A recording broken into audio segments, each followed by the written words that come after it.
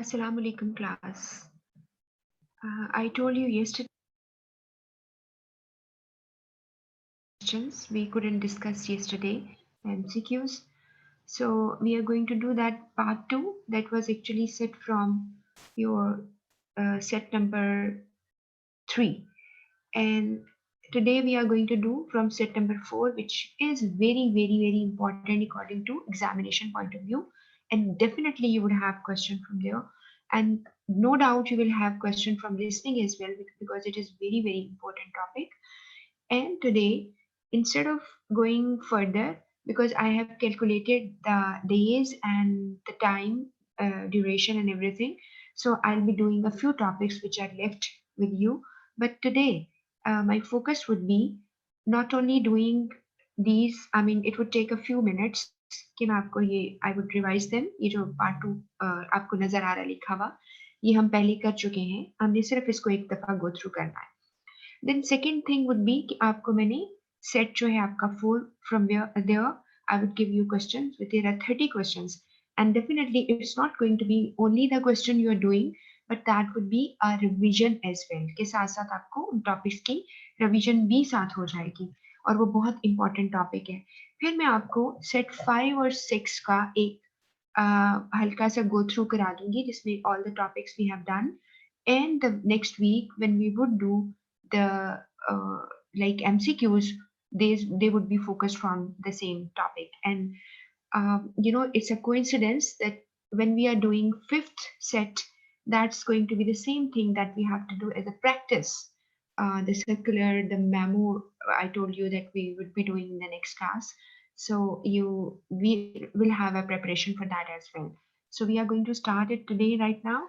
It's the part 2, and you have done what? आपने इसको किया था, और आपको ये याद रखना है कि लिसनिंग जो है 45% ऑफ आवर टाइम जो है वो लिसनिंग में होता है. बाकी जो आपके लिखा हुआ है 11, 12 एंड 32, इसमें थोड़ी सी डिफरेंट जगहों पे, जैसे सीए की जो बुक है दे हैव रिटन 11, मगर उन्होंने इसके साथ ही 9% लिखा हुआ है.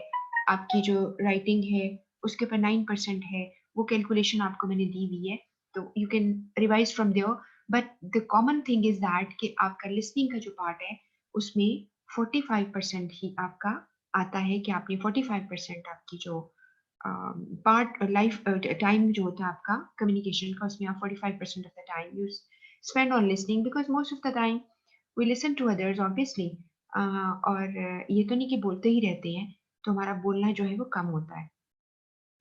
हेयरिंग के बारे में कल एक स्टूडेंट ने, आप में से किसी ने आंसर किया हुआ था, that was I think correct नहीं था, लेकिन मैं समझा देती हूँ कि hearing is only recognition of sound, जबकि सेकंड जो पार्ट है conscious attention and proper comprehension of what is spoken. देखो, conscious attention mean you are aware, you know very well, deliberation है इसमें आपकी, आप कॉन्शियसली फोकस्ड हैं, आप अटेंशन दे रहे हो. और प्रॉपर कॉम्प्रिहेंशन मीन आपको पूरी तरह कॉम्प्रिहेंशन का मतलब है अंडरस्टैंडिंग हो रही होती है, तो उसे आप लिसनिंग कहते हो. इसीलिए जब मैंने आपको लिसनिंग पढ़ाया था तो मैंने आपको बताया भी था कि हम अगर इसे एज अ प्रोवर्बियल एक्सप्रेशन से देखें, जैसे कि मुहावरा होता है, तो हम कहते हैं you are not listening to me, I told you to do it but you didn't listen to me. यानी मैंने तुम्हें करने को कहा था लेकिन तुमने मेरी बात ना मानी, तुमने मेरी बात ना सुनी. तो जरूरी नहीं कि लिसनिंग इज दैट एक्टिविटी के कानों में से आवाज जाना, बल्कि सिर्फ ये भी है कि when you pay attention to something and you understand a person's point of view, कोई आपको एडवाइस कर रहा है, कोई आपको डायरेक्शन दे रहा है, तो आप उसको अंडरस्टैंड करते हो. और नेक्स्ट लिखा हुआ है storing communication in one's memory. ये लास्ट पार्ट होता है लिसनिंग का, जिसमें कि आप बहुत अच्छी लिसनिंग कर रहे होते हो, and you keep that matter in your brain for further use. It is going to be adding to your memory, but it's not going to be the case every time. ऐसा नहीं होता कि आप हर चीज जो है 100% याद रखो, आप भूल जाते हो. इसीलिए अगला सवाल था कि कितने परसेंट हम रिटेन करते हैं, वो अभी हम देखते हैं. इसके बाद अगला वही था कि listening is conscious attention and proper comprehension of what is spoken. ये मैंने भी आपको बता दिया. इसके बाद लिखा हुआ है विच of the following is not a problem that may hinder listening.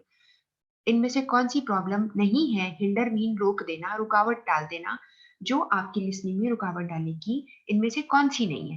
ये सारी की सारी थी, इसलिए none of the is correct answer. Hasty conclusion, जल्दी से किसी कंक्लूजन पे आ जाना, आपने पूरी बात नहीं सुननी, you do not pay attention to the person. अगर आप जल्दी से, हेस्टी मीन जल्दी, क्विक, लाइक जो कहते हैं ना कोई बहुत ही जल्दी में कोई काम करते हैं। और मोनोटोनस कहते हैं एक ही तरह का, बगैर वैरायटी के। तो मोनोटोनस मैनर ऑफ स्पीकिंग की वजह से ये भी एक लिसनिंग में प्रॉब्लम क्रिएट करता है। द पर्सन जो है उसके कान ट्यून आउट हो जाते हैं, वो एक तरह की आवाज पड़ती रहती है, तो they don't listen to that. That's for instance, अब आप एक छोटी सी मिसाल आपको देती हूँ, it's human psyche. That's why when I teach you, आप देखते हैं कि मैं बीच में कोई ना कोई कहानी, you sometimes feel it's quite informal, but it's okay. You understand something, a point you understand by my uh, giving some explanation of some incident और कोई story आपको बताती हूँ। तो इससे क्या होता है कि मेरी speech जो है, मैं कोशिश करती हूँ it's not going to be monotonous, तो वो एक जैसी ना हो जाए।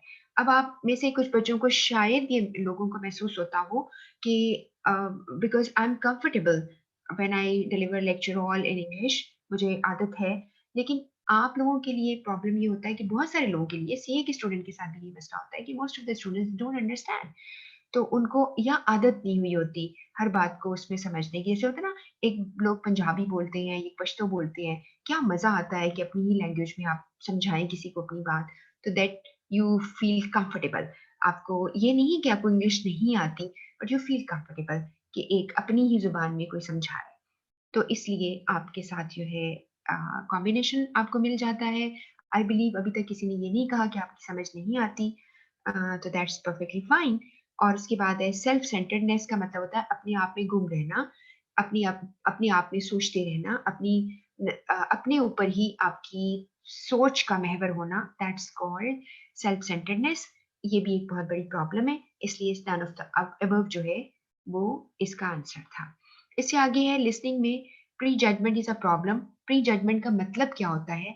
यू जज समथिंग, पहले से ही यू जज समथिंग अबाउट, लाइक आपने जजमेंट कर ली है। अब अगर आपने प्री जजमेंट कर ली है, तो उसके लिए कौन सी बात है? प्री ऑक्यूपेशन सेम चीज है? No, preoccupation is not prejudgement. Preoccupation mean आपके दिमाग में पहले से बहुत से काम हैं, आपके दिमाग में बहुत सारे ऐसे एक्टिविटीज का एक दिमाग में एक क्लस्टर सा बना हुआ है कि आपने वो काम करनी है। ठीक है, आपकी सोचों का महवर कुछ और है, तो that is called preoccupation, which is not at all prejudgement. उसके बाद है listening only to what is of interest. ये बिल्कुल नहीं है, इसे हम सिलेक्टिव लिसनिंग कहते हैं। ये जो बी पॉइंट है ना, ये सिलेक्टिव लिसनिंग की डेफिनेशन है। और सी है closing the mind to the new ideas. बिल्कुल सही ये बात है। प्री जज जब कर लिया, तो इसमें चूंकि देखिए इसमें नन ऑफ द अबव की चॉइस ही नहीं है। जब नन ऑफ द अबव की चॉइस नहीं है, तो you have to pick one, तो आपको एक ना एक तो क्लोजर लेना पड़ेगा ना। तो आपके पास है close the mind to the new ideas, क्योंकि आप प्री जज कर चुके हो, आपने अगला लफ्ज नहीं सुनना, अगली बात नहीं सुननी। उसके बाद है एक्सटर्नल डिस्ट्रैक्शन। ये प्री जजमेंट में आते ही नहीं है।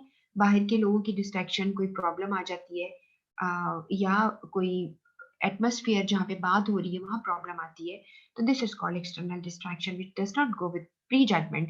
तो हमें एक किस्म का प्री जजमेंट का सिनोनिम देना था। ठीक है, अब सिनोनिम सब समझते हैं ना। सिनोनिम सिमिलर वर्ड्स होते हैं जिनका एक ही मतलब है। इसके बाद आपके पास है मोस्ट स्टडीज एग्री।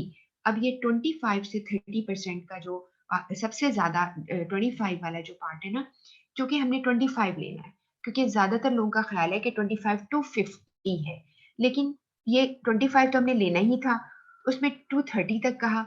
इसका मतलब ये है कि मिनिमम स्टैंडर्ड ये है कि जब हम किसी की बात सुनते हैं, तो हम जब step out of that context होते हैं, सिनेरियो से बाहर निकलते हैं, कमरे से बाहर निकलते हैं, ऑफिस से बाहर निकलते हैं, तो हमें याद नहीं रहता। अगर आप ये कहें कि भाई याद तो मुझे सब कुछ रहता है, इसका ये मतलब है कि a person who has delivered a lecture for 1 hour, do you think you can deliver the same lecture for 1 hour, same words? No, नहीं ना कर सकते।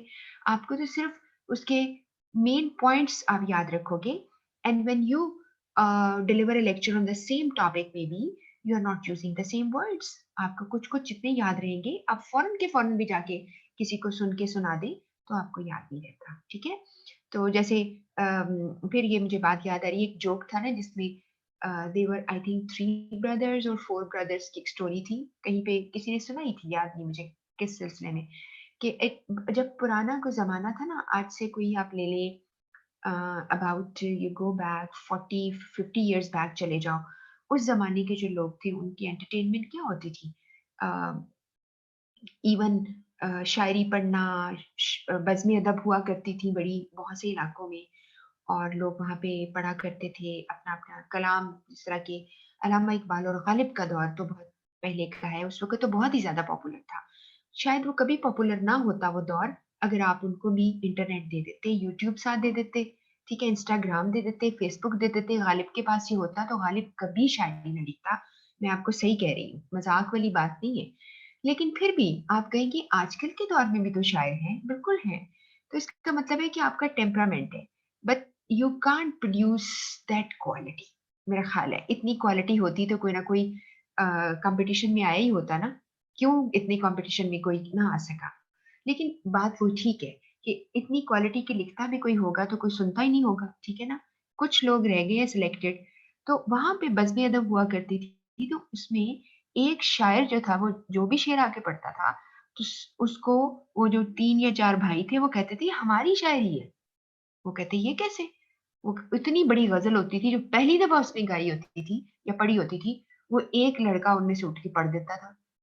उसके बाद वो कहता है, "यकीन नहीं आता।" दूसरा कहता है, "मुझे भी आती है।" वो भी पढ़ देता था। बाद में पता चला कि अगर एक पर्सन फर्स्ट टाइम, वो जो पहले वाला था ना, वो फर्स्ट टाइम सुनता था, तो उसको पूरी याद आती थी, वो चीज़ याद रहती थी, उसकी ब्रेन बहुत तेज़ था। जिस तरह आईक्यू बहुत तेज़ होता है ना किसी का, यानी उसकी लिसनिंग स्किल्स बहुत पावरफुल थी, और दूसरे वाला 2 दफ़ा सुनता था तो याद रहता था, और तीसरे वाला 3 दफ़ा सुनने में याद रखता था। तो इस तरह से उनको हमेशा चीज़ें याद रहती थी। लेकिन हमें क्या है, हम आप कहेंगे ये क्या है, बट जस्ट फॉर फन आपको ये जोक सुना रही थी, कि हमें आप हम सारे प्रीऑक्यूपाइड रहते हैं अक्सर, और फिर इसलिए हमारा किसी को सुनना बड़ी बात होती है। अब आप अगर लेक्चर सुनते हो, मुझे सुनते हो, बाकी टीचर्स को सुनते हो, अगर फिज़िकल क्लासेस वाले जो लोग हैं, फिज़िकल क्लास में सुनते हो, तो मैं फिज़िकल क्लासेस को आजकल वाक़ई कहती हूँ, I really appreciate your presence here, because आज के दौर में अगर तुम बैठ के मुझे सुकून से सुनते हो और मेरी बात पे अमल भी करते हो, तो मेरे लिए बहुत ही बड़ी अचीवमेंट है। क्योंकि आजकल लोगों की अटेंशन को लेना बहुत मुश्किल है, समझते हैं ना आपको? एक छोटा-सा बच्चा नहीं सुनता, बात नहीं करता, वो कहता है आप मेरा टाइम ज़ाया कर रहे हैं, ठीक है? छोटा-सा बच्चा भी नहीं बात सुनेगा। तो ये 25 टू 30% आप याद रखिएगा, हम याद रखते हैं और बाकी अल्फाज़ टोटल हम भूल जाते हैं।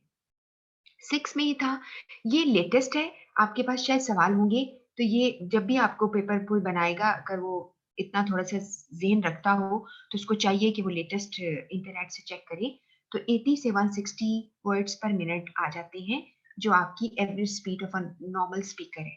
इसीलिए कहा जाता है कि जब हम स्पीकिंग कर रहे होते हैं एंड यू आर लिसनिंग, आपकी लिसनिंग में थिंकिंग की स्पीड, जो कि आपकी बहुत ज़्यादा है, अबाउट 4 टाइम्स ज़्यादा है मेरी स्पीकिंग स्पीड से, इसलिए मुझे आप पूरा सुनने के साथ-साथ बहुत कुछ सोच भी लेते हो, ठीक है? तो ये एक वजह है कि आप अक्सर ही आप डिस्ट्रैक्ट हो जाते हो और आप भूल जाते हो। तो यहाँ पर आपके पास है 80 टू 160 वर्ड्स पर मिनट, आपको क्या है, आपकी एवरेज स्पीड है नॉर्मल स्पीकर की। इसके बाद आपका अगला है सवाल, capacity to think, thinking rate जो है वो 400 वर्ड्स पर मिनट है। आपकी स्पीड जो है सोचने की, वो बहुत ज़्यादा है। आप बहुत ज़्यादा तेज़ी से बहुत सारी चीज़ें आपके दिमाग में आती हैं, कहाँ से कहाँ आप पहुँच जाते हो ज़हनी तौर पर, आप कई जगहों का सफ़र कराते हो यहाँ बैठे-बैठे, तो ये सारा कुछ जो है because you do it because of your fast thinking speed. इसके बाद है इन लिसनिंग, सेल्फ सेंटर्डनेस, अब अभी सेल्फ सेंटर्ड पीछे पढ़ा है हमने, is a problem in which a listener listens only to, क्या क्या चीजें सुनता है, आंसर है what relates to the problem of the listener, जो मेरे से रिलेटेड है, क्योंकि मैं सेल्फ सेंटर्ड हूँ, मेरा फोकस मैं हूँ, ठीक है, मैं अपने ऊपर ही फोकस्ड हूँ। तो इसमें what relates to the problem of surrounding, not at all. What relates to the problem of group, not at all. उसे लोगों की परवाह भी नहीं होती, वो सिर्फ अपनी अपनी यानी लिसनर खुद की जो प्रॉब्लम है उसी को सुनता है। उसके बाद है जी which of the following is not a good technique for effective listening. उसमें है जी put the speaker at ease, ये अच्छी बात है। रिमूव डिस्ट्रैक्शन, अच्छी बात है। होल्ड टेम्पर्स, यानी अपनी अपनी जो टेम्परामेंट है ना आपका, अगर जल्दी से आप गुस्सा करते हो, आप अपने जज्बात को कंट्रोल नहीं कर सकते, आप इसे कहते हैं होल्ड योर टेम्पर। अपने जज्बात को कंट्रोल करो, गुस्से को कंट्रोल करो, ठीक है। तो द सिलेक्टिव लिसनिंग जो है that's going to be not a good technique, rest are very good techniques. उसके बाद है चूज बेस्ट ऑप्शन में successful business manager should have the ability, अब उसे क्या करना है, to communicate with people of diverse backgrounds and experience, ये बेस्ट आंसर है। बाकी लिखा है to communicate people of the same background, नहीं चाहिए, ये करेक्ट ही नहीं, मैच ही नहीं करता सवाल से। Communicate with employees of his organisation, ये भी कोई बड़ी बात नहीं है, वो तो करना ही चाहिए उसको। To share his views with subordinates, ये भी उसको करना चाहिए। लेकिन जो बेस्ट है वो ये है कि डाइवर्स बैकग्राउंड के जो लोग होते हैं, डाइवर्स मीन वेराइटी, मुख्तलिफ वैरायटी के लोग आएंगे, तो आप उनको मैनेज करना सीखो। You are a good manager, ठीक है। आप, इसका मतलब ये नहीं कि आपका डेजिग्नेशन मैनेजर है, इसका मतलब ये कि आपका काम है लोगों को मैनेज करना और चीजों को मैनेज करना, और जो वर्क है आपका, टास्क है, उसको मैनेज करना। इसलिए you are a good manager, you are going to take care of the diversity in people, people which from they are from different backgrounds, आप उनको मैनेज करेंगे। इसके बाद है critical listening may be employed, या word employed का मतलब है इस्तेमाल करना, engaged, used, एक ही बात है। क्रिटिकल लिसनिंग कब यूज की जा सकती है, कब यूज हो सकती है, मे भी लिखा हुआ है। तो इसका आंसर है when listener does not trust his source and has no confidence in the source। मैं क्रिटिकल इवेलुएट करूंगी कि ये जो बंदा बात कर रहा है ये सही भी तो कह रहा है, झूठ तो नहीं बोल रहा, ये प्रेजेंटेशन दे रहा है या अपनी प्रोडक्ट को बेच रहा है। एक देखो हमने पढ़ा है ना परसुएसिव इंटरव्यू, यानी अपनी प्रोडक्ट्स को सेल कर रहा है। तो आप देखिए कि झूठ तो नहीं बोल रहा, और हमें जब उस पर कॉन्फिडेंस ही नहीं है तो we are doing more critical listening. उसके लिए बाकी जो नहीं आपने सिलेक्ट किए, ए वाला पॉइंट है when listener ट्रस्ट करता है, एब्सोल्यूट कॉन्फिडेंस बिल्कुल गलत। when listener tries to understand the speaker's emotion and feeling, ये भी गलत, ये emphatic listening होती है, ठीक है, क्रिटिकल लिसनिंग नहीं होती। और उसके बाद है when he can manage to ask question for his better understanding, ये भी एक पार्ट हो सकता है लेकिन it is not critical listening at all. बेहतरीन आंसर है बी। अब आ गया एम्फेटिक लिसनिंग, जब आप किसी का ख्याल रखते हो, तो इसमें सबसे अच्छा जवाब है listen in a highly attentive manner. जब तक कि आप अटेंटिव नहीं होंगे, जी अजान के लिए सिर्फ आप 2 मिनट के लिए पॉज दे रही हूँ।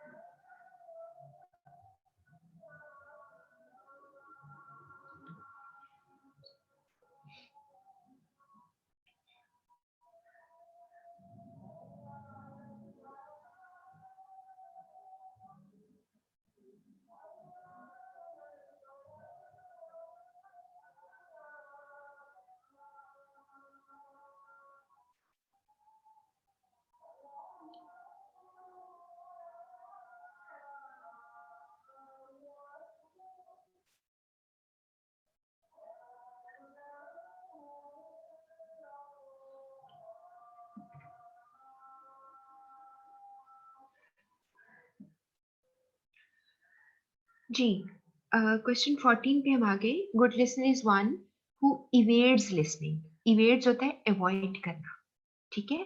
इफ सब्जेक्ट इज मोनोटोनस, तो अगर सब्जेक्ट मोनोटोनस है, उकताने वाला है, उकता देने वाला, एक ही तरह का आवाज आ रही है, ये सब्जेक्ट टॉपिक बड़ा मोनोटोनस है, तो वो लिसनिंग को अवॉइड करता है। ये गलत है। Good listener should stay focused, चाहे कितना मोनोटोनस क्यों ना हो, उसे बात अपनी पूरी उसमें से निकालनी है, समझनी है। इसके बाद सेकंड इसका है prones to enter into argument. Prones होता है इंक्लाइंड। ज्यादातर हम प्रोन का वर्ड यूज करते हैं, जो कि यहाँ पर ग्रामेटिकली यही आना चाहिए था, हु प्रोन्स। तो वो क्या करता है, इंक्लाइंड होता है to enter into argument with the speaker, यानी स्पीकर से बहस करता है। उसके बाद है जजेस कंटेंट इग्नोर्स डिलीवरी एरर। ये बेहतरीन इसमें आंसर था कि वो कंटेंट मीन जो आपने मैसेज दिया उसको जज करता है, और डिलीवरी एरर का मतलब ये होगा कि जिस तरह वो बात को डिलीवर कर रहा है, जिस तरह वो मिस्टेक कर रहा है, कहीं रुक रहा है, स्टेमर कर रहा है। अगर स्टेमरिंग जैसे खुदा ना खास्ता कुछ लोगों को प्रॉब्लम होती है ना, स्टेमर करते हैं, बीच में अटक कर उनकी बात जो है वो निकलती है। तो this is could be if somebody is doing it, तो उसको एक नेचुरल उसके अंदर प्रॉब्लम होती है, खुदा ना खास्ता। तो आप उसको नहीं, उसको इग्नोर कर देते हो and and expects best performance by the speaker, या वो बहुत ज्यादा एक्सपेक्ट करता है कि speaker is going to be doing something extraordinary, then the person is focused, otherwise उसकी बात ही नहीं सुनेगा। ठीक हो गया। और लास्ट इसका सवाल था, to improve listening one must जो है उसको क्या करना चाहिए, try to arrive at conclusion hastily, वो जल्दी से कंक्लूजन पे आ जाए, गलत। Practice the strategy of prejudgement, पहले से जज करें, जो कि नेगेटिव लिसनिंग में आता है, नहीं।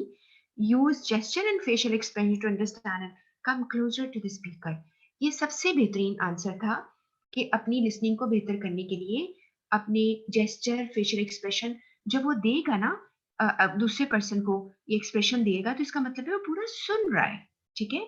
And come closer to speaker, और मे बी उसका तरीका ये होता है कि कई बुक्स में लिखा होता है कि when you are sitting on a से आप एक डेस्क पे बैठे हुए हो, या आपको टेबल आपके आगे है, तो यू कम फॉरवर्ड थोड़ा सा, आपके बॉडी जो है वो थोड़ी सी आगे को झुकी होती है, which is showing a kind of attention to the speaker, and और बहुत गौर से सुन रहे हो। और उसके बाद है focus on main theme of the message and ignore other tactics employed by the speaker. वो सिर्फ main theme of the message पे फोकस करता है, और लिखा हुआ ये इंप्रूव करने का तरीका है, ignore other tactics employed by the speaker. और टेक्टिक मीन तरीके, और अगर कोई उसने और तरीका इस्तेमाल किया, मसलन आपको समझाते वक्त हाथ हिला रहा है, एक्सप्रेशन दे रहा है, आप बिल्कुल उस बात पे देख ही नहीं रहे, या उसने कोई ग्राफ चार्ट दिखाया है, उस पर भी आप फोकस कर रहे हो, तो वो सिर्फ आप मेन थीम पे करते हो, तो this is not the way to improve your listening. Only positive point is कि आपने सी पॉइंट को करना होता है। ठीक हो गया। तो ये हमारा जो कल का पेंडिंग काम था ये खत्म हो गया। अब आप अपने जरा पेन पेंसिल संभाल लीजिए, और आज का जरा थोड़ा आप कह सकती हूँ मैंने मिक्स किए क्वेश्चंस बहुत सारी, आपको थोड़ा टफ लगेगा, आप जरा करिए इन सवालों को, फिर मैं आंसर आपके साथ शेयर करूंगी। फिर मैं आपके साथ नेक्स्ट जो सेट्स हैं 2 आपको दे दूंगी पूरे वीक में। और प्लीज आप मेरी बात समझ के रखिए कि आपने क्या करना होता है, बात को फॉलो भी करना है। ये नहीं कि आपका सिर्फ ये नहीं कि आपने जी आप क्लास पढ़ ली है और बस कर लिया है, आपने फॉलो भी करना होता है। अगर आप सारा कुछ फॉलो करेंगे तो आपका बहुत अच्छा इंशाल्लाह यानी रिजल्ट होगा। और वैसे भी आप देखें, आप ये जरूर बात याद रखिएगा, बिजनेस कम्युनिकेशन एक ऐसा सब्जेक्ट है जो आपकी हर सब्जेक्ट के लिए ग्रूमिंग करता है, ये बात याद रखिए। और अगर आपको अच्छी कम्युनिकेशन आती है तो आप अच्छे अकाउंटेंट, अच्छे टैक्स कंसल्टेंट, अच्छे ऑडिटर, या ऑडिट जो करते हैं लोग, कुछ भी आप बन सकते हो। लेकिन कब हो सकता है, जब आप कम्युनिकेशन आपको अच्छी आए। चलें जी, अब शुरू हो जाइए। मैंने मिक्स कुछ सवाल किए हैं, कुछ उस तरह के भी हैं जो पहले आपको दिए गए हैं, लेकिन इसमें कुछ चीजें हैं जो आपने मैं आपसे डिस्कस भी करूंगी, इसलिए मैंने इसको साथ ही शुरू करा दिया ताकि हमारा टाइम जो है इस तरह पूरा नहीं होता। ये हम बहुत इंपॉर्टेंट टॉपिक है, और इसमें से सवाल आपको लाजमी पेपर में आएंगे। ठीक है, तो आप स्टार्ट करें। सबसे पहला क्वेश्चन है कि विच of the following appear in 5 Ws checklist. आपको जो नोट्स दिए थे सेट 4, उसमें सारा कुछ लिखा हुआ था। जरा ध्यान से कीजिएगा और मैं देखती हूँ कि क्या आपका आंसर है। और आपको ये भी याद होगा कि 5 Ws कौन से वाले टॉपिक में है, ये भी याद होगा आपको। नहीं होगा तो मैं भी आपको आंसर में बताती हूँ। जी, कोई एक मुझे आंसर जरा करे 1 का, ताकि मुझे जरा तसल्ली हो कि आपको सही समझ आ रही है मेरी बात की। कोई एक स्टूडेंट जो आप कर रहे हो। यस, मैं देखती हूँ किसने आंसर किया है। ओके, नाइला रजाक सी, सैयद मोहम्मद हादी सी, उजाला खान सी। एक्सीलेंट एक्सीलेंट, ठीक हो गया। जैसे होता है ना कि जस्ट टॉक टू मी, जैसे एक वो क्या था कि somebody is going to be saying something, वो उसको एकदम यानी शाउट करता है किसी पर ना। एक कोई कार्टून कैरेक्टर था, उस पर शाउट करता है तो कहता है thank you are shouting at me, it means you are alive. यानी तुम जिंदा हो, तुमने शाउट किया है। तो मैं जरा खुदा ना खासा जिंदा वाली बात नहीं, मैं सिर्फ आपको अटेंटिव देखना चाहती हूँ, इसलिए पूछती हूँ कि क्या किया आपने। ओके, नंबर 2 भी कर लिया आपने, ठीक है, बिल्कुल सही। मुर्तजा नवीद, आज वो कुछ ऐसे लोग हैं जो मेरे ख्याल है आमतौर पे क्लास नहीं पढ़ रहे होते, शायद रिकॉर्डिंग सुनते हैं। ओके, सेकंड का कर लिया आपने। Manager communicated some advices to subordinates, ये थोड़ा ट्रिकी है, देखते हैं क्या करते हो। दिस स्टेटमेंट लैक्स, इस स्टेटमेंट में क्या कमी है।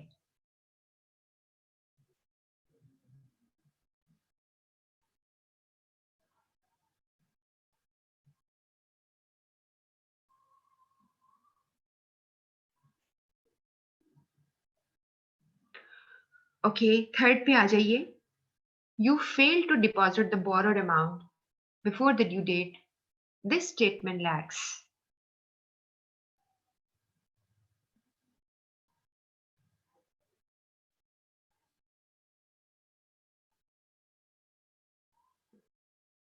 Okay. Number 4.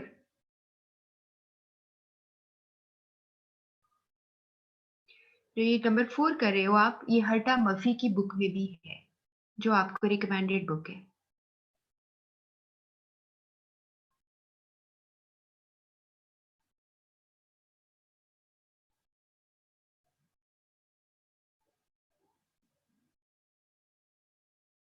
Okay, question number 5 करें।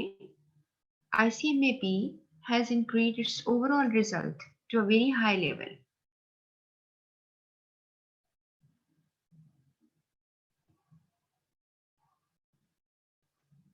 देखिए, आपको सवाल जो पेपर में आएंगे ना, ध्यान कीजिएगा, जिसमें लिखा होगा दिस स्टेटमेंट लैक्स, इसका मतलब है इस स्टेटमेंट में कौन से 7 सीज की कमी है, ठीक है।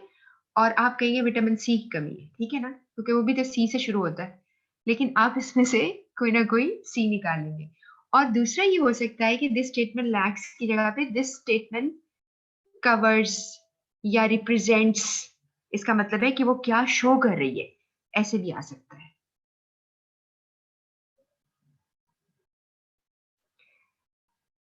जी, fifth is done. Sixth scenario है ये।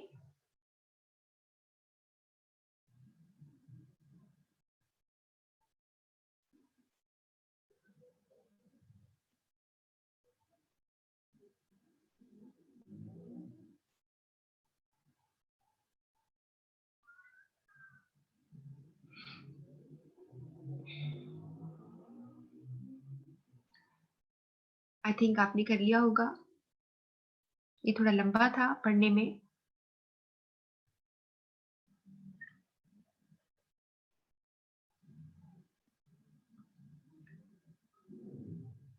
नंबर 7।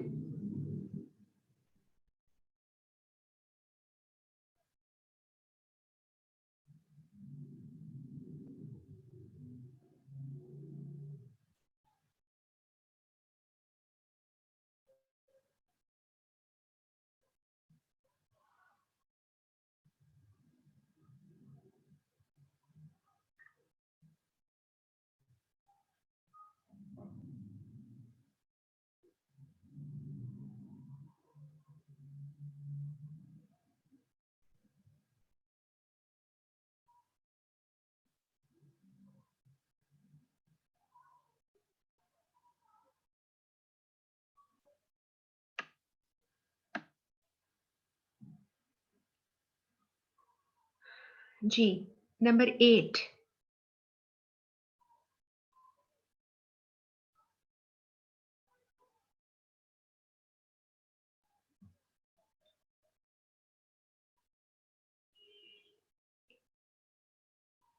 इसमें आपको नेगेटिव टर्म्स का कहा गया है, जो कि सेवन सीज आपसे ये डिमांड करता है, यानी वो प्रिंसिपल्स डिमांड करते हैं कि आपने नेगेटिव टर्म्स को पॉजिटिव से रिप्लेस करना है। आपने नेगेटिव टर्म्स नहीं बोली।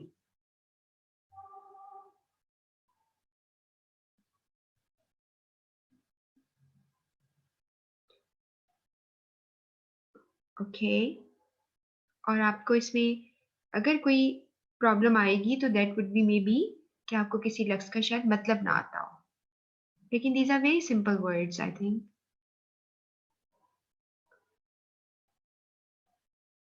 जी, नंबर 9 भी कर लें। ये वाला जो सवाल है ये भी हर्टा मर्फी की जो बुक है उसके अंदर है ये।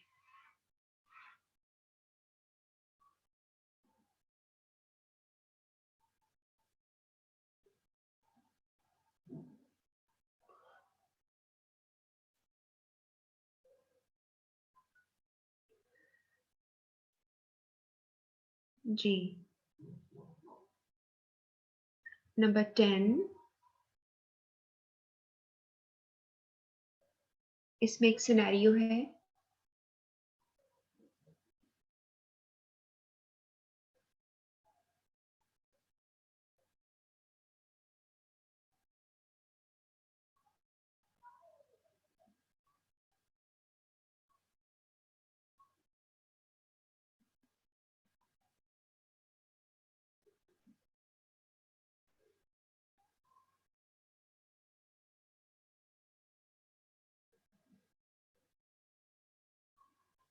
जी, correct.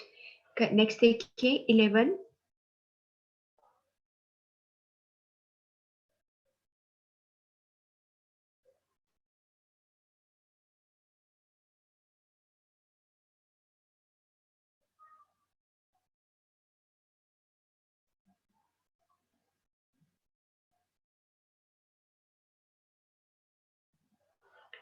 11 is very easy. 12।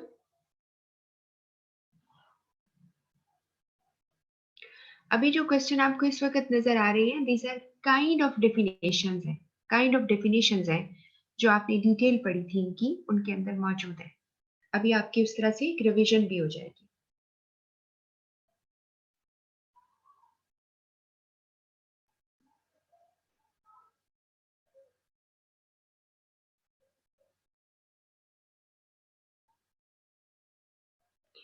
Ji, question 13।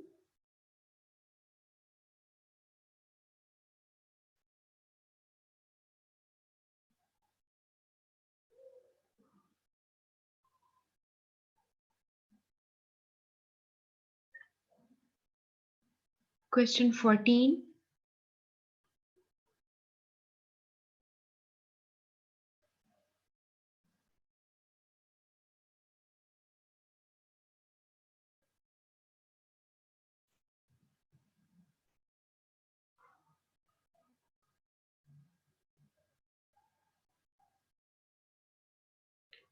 I think you are managing the speed, क्योंकि इतना ज्यादा लिखा हुआ नहीं है, वही वर्ड्स हैं बार बार आप पढ़ रहे हैं, इसलिए मेरा नहीं ख्याल आपका ज्यादा टाइम लग रहा है पढ़ने में। 15 क्वेश्चन देखें।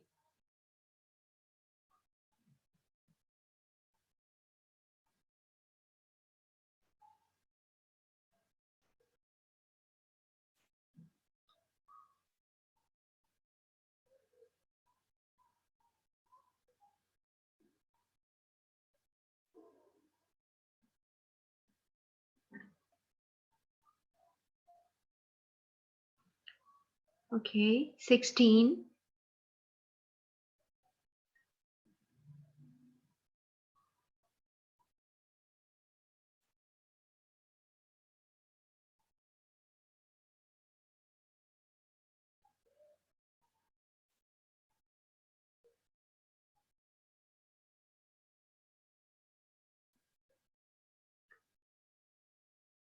Question number 17।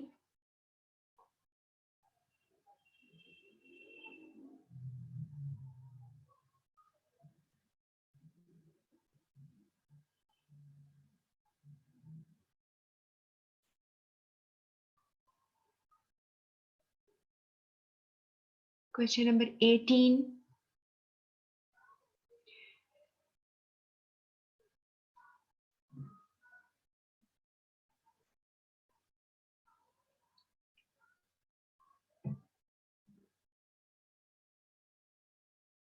$19.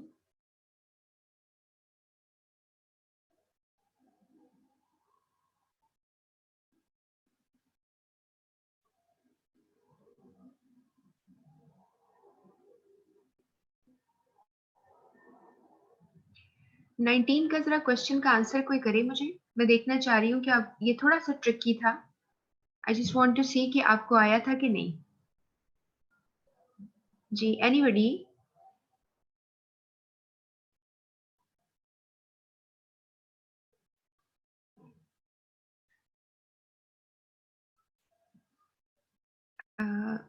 आपने, is it for the same question? आपने कहा सी आंसर है, आई थिंक।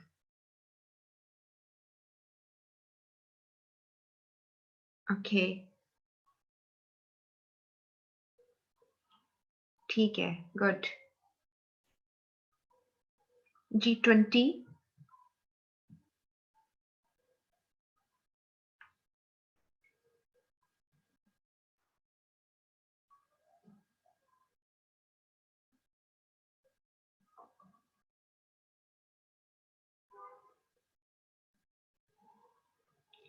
21।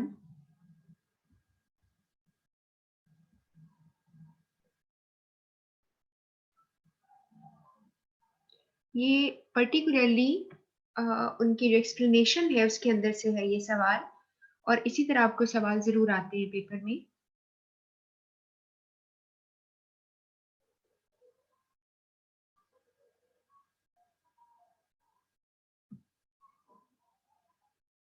ओके, 21, 22।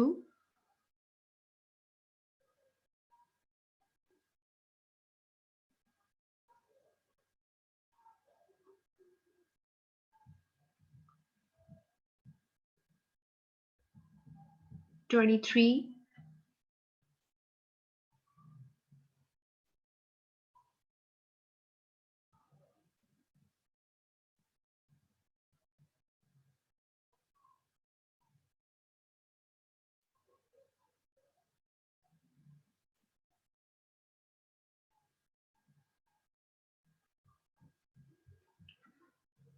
24।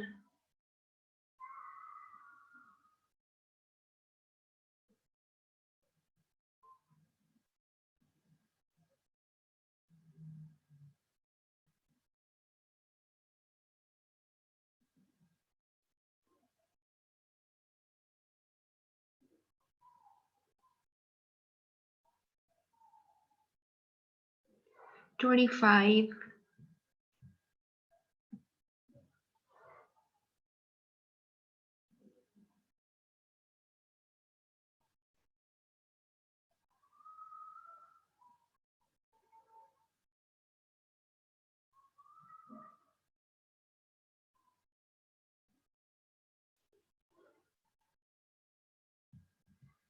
26।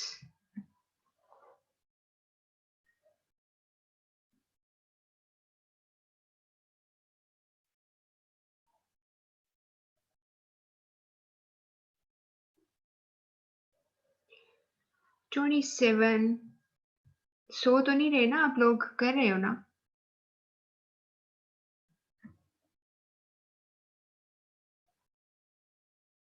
ये word, it should be if, not it.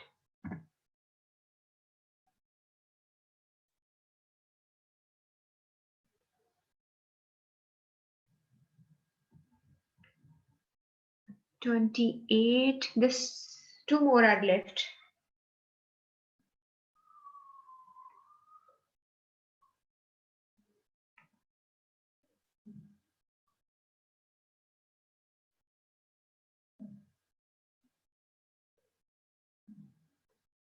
जी, मैं अभी आपको इसके मीनिंग भी बता दूंगी।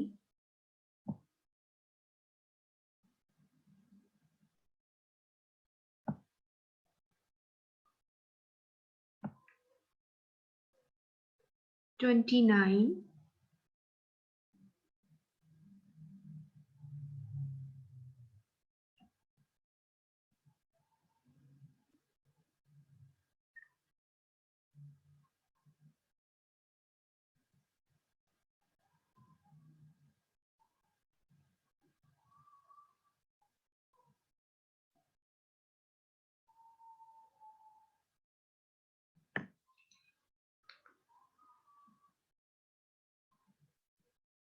जी ये सिनेरियो इसको ध्यान से पढ़िए।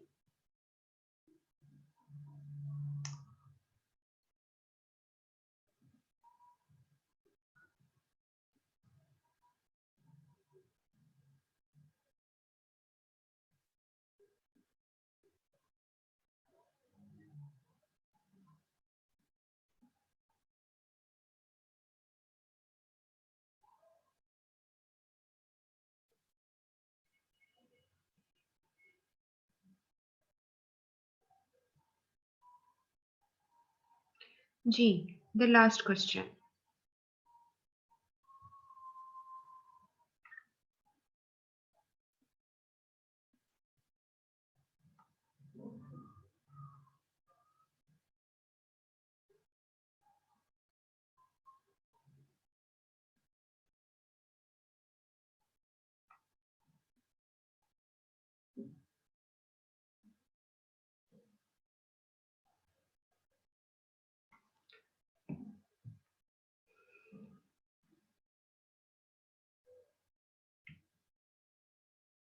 जब आप ये सिलेक्ट करें सेंटेंस तो you are suppose to be selecting the one which is giving the main theme actually.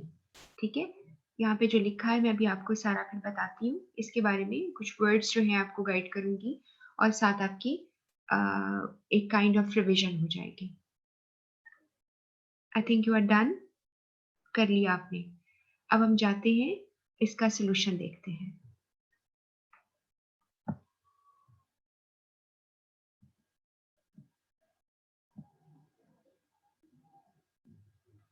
जी आपका आंसर बिल्कुल ठीक था। सी पहले का आंसर था और ये 5 W जो है ये कंप्लीटनेस का पार्ट था कि उसके अंदर 5 W थे। वो आपने ध्यान से देख लेना है। उसमें विच एवर वाला जैसे वर्ड है और हु एवर वो भी W से शुरू होता है, वो इसके अंदर मौजूद नहीं है। सो 5 Ws तो नहीं दिए हुए लेकिन उनमें से 4 दिए हुए हैं और ये पूछा गया है कि कौन से हैं जो कि 5 में फॉल करते हैं। ठीक है ना। और आपको मैंने ये जब पढ़ाया था मैंने आपको तब भी समझाया था कि W's के आगे apostrophe s लगा हुआ है। ये 7 C's जब लिखते हैं तब भी आप apostrophe s लगाते हो और उसकी मैंने वजह आपको बताई थी। ग्रामेटिकल रीजन है कि जब भी आप कोई अल्फाबेट कोई आर्टिकल कोई डिजिट कोई उसको प्लूरलाइज करके दिखाते हो या किसी टर्मिनोलॉजी को प्लूरलाइज करते हो तो आपने apostrophe s लगाना होता है प्लूरल फॉर्म के लिए। ये पोजेशन के लिए नहीं होता। ठीक है, कि ये नहीं कि आप किसी की पोजेशन शो कर रहे होते हो। पोजेशन के लिए आप एस लगाते हो सिंगुलर के लिए और अगर प्लूरल आए तो फिर उसके आगे खाली apostrophe लगाते हैं। नेक्स्ट है मैनेजर कम्युनिकेटेड सम एडवाइसेस। इसका आंसर बी था। क्यों? क्योंकि ये गलत है। किस तरह गलत है? बाकी ठीक था। एडवाइसेस जो वर्ड होता है वो ग्रामेटिकली रॉन्ग होता है। उसमें पीसेस ऑफ एडवाइस कहते हैं। मैंने शायद पहले भी किसी आपको क्लास में बताया था। पीसेस ऑफ एडवाइस यानी, या आपको जब एटिकेट मैं बता रही थी उसमें भी रूल्स ऑफ एटिकेट आप कहते हैं, एटिकेट्स नहीं कहते। लोग कहते हैं ना आपको किसी ने एटिकेट्स नहीं सिखाए, अक्सर लोग कहते हैं अगर किसी को गुस्से से, तो वो एटिकेट्स लफ्ज नहीं होता, आप उसे रूल्स ऑफ एटिकेट कहते हो। ठीक है, इसी तरह एडवाइस अकेला होता है, एस नहीं आता।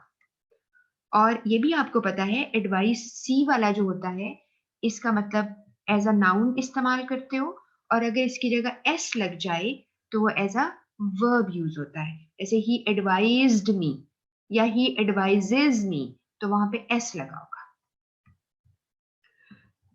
इसके बाद थर्ड जो क्वेश्चन है इसमें आपने देखा है you fail to deposit the borrowed amount. जब हम किसी को एक्यूज करते हैं और यू का इस्तेमाल नेगेटिव एक्सप्रेशंस में करते हैं, सेंसिटिव इंफॉर्मेशन के लिए करते हैं तो वो गलत है। आपने यू इस्तेमाल किया और साथ नेगेटिव एक्सप्लेनेशन दे रहे हो, फेल टू डिपॉजिट, इस तरह है जैसे आप किसी को इल्जाम दे रहे हो, आपको किसी को एक्यूज कर रहे हो। तो यहाँ पर आपकी जो चीज लैग कर रही थी वो कंसिडरेशन थी, क्योंकि कंसिडरेशन में आपने यू नेगेटिव नहीं लगाना होता। ठीक हो गया? ये आपका जो रूल सीखा था वही अप्लाई हो रहा है। उसके बाद नेक्स्ट वाला था, मैंने आपको बोला कि ये आपकी बुक है जो हर्टा मर्फी की, उसके चैप्टर में ये 7 सीज के चैप्टर में ये है। I am delighted to announce that we are offering, उसमें थोड़ा सा स्टेटमेंट चेंज है, और उसमें था कि we are giving more shopping hours, आपकी शॉप्स खुली रहेंगी। तो उसमें था I am delighted to announce. इसमें कंसिडरेशन फिर लैग कर रही है, क्योंकि आपने पॉजिटिव इंफॉर्मेशन में आई पे फोकस नहीं करना, यू पे करना है। तो you will be please to learn आप ऐसे कह देते, you will be happy to know आप ऐसे कह लेते, तो ज्यादा बेहतर था। इसलिए ये चूंकि आप मेरी बात से एग्री करो या ना करो इस बात पर, लेकिन चूंकि ये ओरिजिनल बुक में दिया हुआ है, वहां पर ये था कि कंसिडरेशन लैग कर रही है। नेक्स्ट आप देख रहे हो इसमें लिखा है ICMAP has increased its overall result to a very high level. यहाँ पर इसका क्या मतलब है हाई लेवल?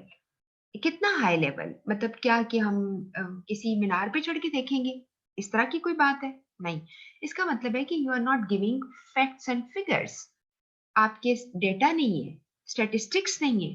तो किस चीज की कमी है? कॉन्क्रीटनेस की। कॉन्क्रीटनेस क्या डिमांड करती है?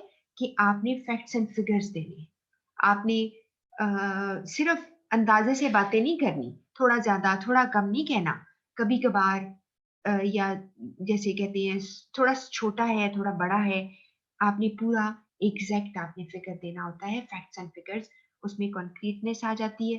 तो इसलिए यहाँ पे कॉन्क्रीटनेस था। वैसे तो आप कहेंगे जी कंप्लीट भी नहीं है, क्लैरिटी भी नहीं है, लेकिन सबसे ज्यादा जो बेहतर चीज है वो है कॉन्क्रीटनेस, कि आप अगर बताते कि आपका कितना परसेंट ऊपर हो गया है, और आपने जो है वो कितना आपका वो हो गया बेहतर, तो आप इसमें स्टैटिस्टिक्स यूज कर सकते थे। इसके बाद है जी 6 नंबर। इसमें आपने कहा था कि आपको थोड़ी कंफ्यूजन हुई होगी, कि आपने गौर से पढ़ा फिर पढ़ा और आपको लगा कि कहीं कंसाइजनेस की तो सीधी सीधी समझ आ रही है, इतना लंबा आप इसके छोटा भी तो कर सकते थे। ठीक है, लिखा है to send our consignment as soon as possible, we are able to meet our customer demand. ये सारी बातें करने की जरूरत ही नहीं है कि आप अपनी डिमांड पूरी करनी है। बस आप उन्हें कहें कि कंसाइनमेंट फला डेट तक पहुंच जाए, बस वी वुड अप्रिशिएट, खत्म बात। आपने इतनी लंबी चौड़ी लफाजी की, लेकिन चूंकि बहुत लंबा चूंकि लिखा हुआ था, इसलिए आपने इसको दोबारा पढ़ा होगा और आपने देखा होगा कि कहीं करेक्टनेस की गलती भी तो नहीं है। जैसे लिखा हुआ ना सेकेंड लाइन में, वी शैल हाईली अप्रिशिएट, अगर यहाँ पे लिखा होता we shall be highly appreciate, तो ग्रामर भी गलत हो जाती। बी लगा होता तो ग्रामर गलत हो, या ये क्या है, या वी शैल बी ग्रेटफुल लिखा होता तो ठीक था। ऐसे अगर आप लिखते हो we shall be highly appreciate, तो ग्रामर खराब हो गई। तो हो सकता है कि दोनों आपको करने पड़ जाते। तो इसलिए हो सकता है कि आपने इसको दोबारा से देखा हो, और इसमें कोई खास ऐसे लफ्ज नहीं है। जो कंसाइनमेंट होता है, जो आपको ऑर्डर मिला होता है, यानी आपका पूरा एक जो भी आपकी एक ऑर्डर आपने रिसीव किया होता है, आपने भेजना होता है। और इसके अलावा प्रॉम्प्टली लफ्ज का मतलब है क्विक होता है। ठीक है, तो ये यहाँ पर था। उसके बाद अक्सर हम लिखते हैं shipment at your earliest, earliest mean जितनी जल्दी हो सके। तो आप पहले भी एज सुन एज कह चुके हो, फिर अर्लीस्ट कह चुके हो, और आपको मैंने बताया था कि जब हम इस तरह की कोई बात लिखते हैं जिसमें एक बात पहले कही हो फिर बात रिपीट हो रही हो, तो इसे कहते हैं कि इस स्टेटमेंट के अंदर रिडंडेंसी पाई जाती है। ये यहाँ का 7 सीज का टॉपिक नहीं है, लेकिन सिर्फ आपको याद करा रही हूँ कि मैंने आपको सिखाया था कि इंफॉर्मेशन रिडंडेंट हो जाती है, रिडंडेंसी आ जाती है अगर आप एक्स्ट्रा इंफॉर्मेशन को दोबारा से डाल देते हो, एक इंफॉर्मेशन को रिपीट कर देते हो। ठीक है, अगला 7 वाला था जिसमें आपने ये देखा कि कंसाइजनेस किससे अचीव हुई। अगर आपने कहा चेंज किया we use to, we make use of, तो लंबा कर दिया आपने। कंसाइजनेस, अच्छा एक भी बात जरा ध्यान से सुनिएगा, विच of the following transition achieves conciseness है, कि आप चेंज कर कर कंसाइजनेस को पहुंच गए। अब सवाल की स्टेटमेंट बदल दी एग्जामिनर ने, उसने कहा विच of the transition compromise on conciseness. इसका क्या मतलब है? कॉम्प्रोमाइज ऑन समथिंग, इसका मतलब है जाने दिया, आपने लेट गो कर दिया किसी चीज को, लूज कर दिया, यानी कंसाइजनेस निकाल डाली उसके अंदर से। ठीक है, तो आपने यहाँ पर यानी उस पर कॉम्प्रोमाइज किया है आपने कंसाइजनेस पे, यहाँ पर वह अचीव है। तो अगर आप ये देखें कंसाइजनेस खत्म कर दी, यानी यहाँ पर है अचीव कर दिया आपने, तो दोनों चीजें ऑपोजिट हो जाती है। यहाँ पर ये था वी यूज की जगह वी मेक यूज टू पे, आपने यहाँ पर कॉम्प्रोमाइज कर दिया था। तो आपने कॉम्प्रोमाइज अगर बताना था तो आपका ये पहला ही ठीक था, बाकी भी ठीक थे। लेकिन आप अचीव करने की बात कर रहे हो तो सेकंड वाला ठीक है, जिसमें इन्वर्टेड कॉमा में लिखा है प्रोवाइड्स ऑथेंटिकेशन फॉर समथिंग। जैसे आपने एक रसीद दी है, तो आपने कहा receipt provides authentication for your purchase. अब इसकी जगह हमने कहा द रिसीट ऑथेंटिकेट्स योर परचेज। ऑथेंटिकेट्स का वर्ड आ गया इतनी लंबी फ्रेज की जगह पे, तो वहां पर ये अचीव हो गई कंसाइजनेस, हमने कंसाइजनेस को पा लिया। बाकियों में हम कॉम्प्रोमाइज कर रहे हैं, यानी हम उसको जाया कर रहे हैं। आई बिलीव को हमने it is my belief that, ये इतना लंबा क्यों कह रहे हो? अब अगर आपको सिर्फ ये कि समझ नहीं आ रही, तो मैं जिन लोगों को मैं बता देती हूँ, आई बिलीव समथिंग की जगह it is my believe that something आप अगर कहो तो ये बहुत लंबा हो गया। इसी तरह बिल्कुल अगले वाला है इंडिकेट्स की जगह इज एन इंडिकेशन दैट, के या is an indication of that, कुछ ऐसे आ जाए तो भी लंबा हो गया। तो आपके एक आंसर ठीक है, प्रोवाइड्स ऑथेंटिकेशन फॉर की जगह टू ऑथेंटिकेट्स। अगला है जी, और फिर भी अगर आपको मेरे सुनते हुए आपको बात नहीं समझ आ रही तो आप मुझे क्वेश्चन कर सकते हो। एट्थ है विच of the following only includes negative terms. अब सिर्फ डी में नेगेटिव टर्म्स थे, क्यों? पहले वाली में जेनरस पॉजिटिव है, बाकी सब नेगेटिव। दूसरे वाले में आपको लॉयल कंटेंटेड दोनों ही पॉजिटिव है, बाकी हेल्पलेस ट्रबल नेगेटिव है। इसके बाद फोर्थ वाले में recognition is positive, pleasure is positive, बाकी दो नेगेटिव है।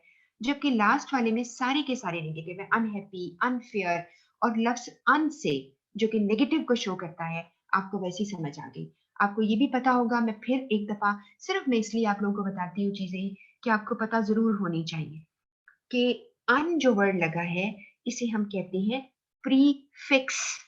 ठीक है, और अक्सर हम लफ्जों को चेंज कर देते हैं, उनकी मीनिंग बदल देते हैं बाय प्लेसिंग प्रीफिक्सेस, यानी ऐसी साउंड को आपने पहले लगा दिया वर्ड जिसे आप स्टेम वर्ड कहते हो, रूट वर्ड कहते हो। एक रूट वर्ड है हैप्पी, उससे पहले आपने अनहैप्पी लगा दिया।